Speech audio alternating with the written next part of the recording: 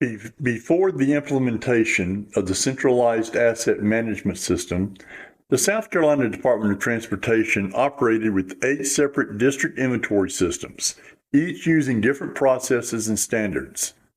This lack of consistency made it difficult to accurately track IT equipment, manage inventory, forecast replacements, and determine future technology needs across the organization. Although a web-based inventory database was later introduced, the imported district data was inconsistent and unreliable, limiting its effectiveness. Under the direction of the Desktop Support Manager, the Asset Management System was developed to standardize and manage asset data while improving overall inventory accuracy and lifecycle tracking. The system manages the full lifecycle of IT assets, beginning with vendor procurement, data imports, and continuing through deployment, reassignment, disposal, and archival.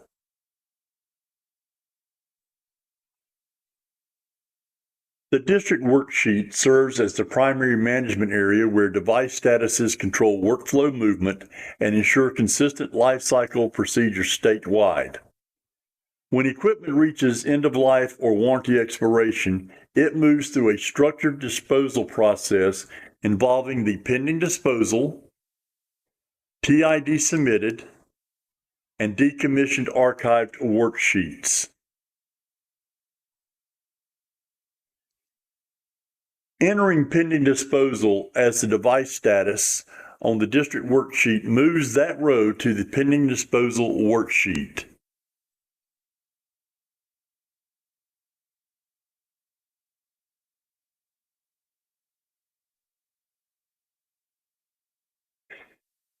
Entering both the TID number and TID date on the pending disposal worksheet moves the row to the TID submitted worksheet and changes the device status accordingly.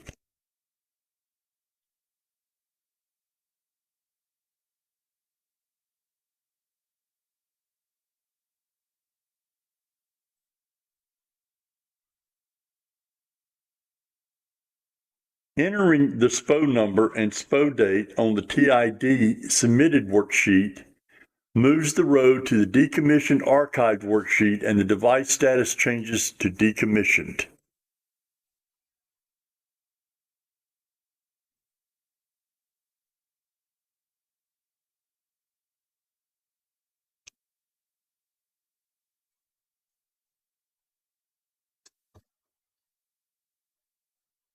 This workflow provides accountability, documentation, tracking, and long-term historical record retention for audit and recording purposes.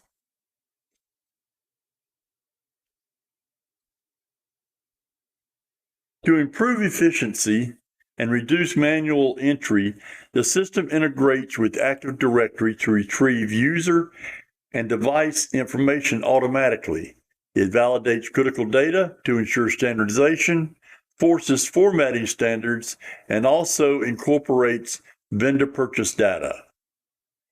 An example of the Active Directory user interface is our user form, where if you input an individual's name, it populates and then you can select that individual. An example of the validation list comes in our device status, where we have a list of authorized device statuses that you can select from, and only these can be used as a device status.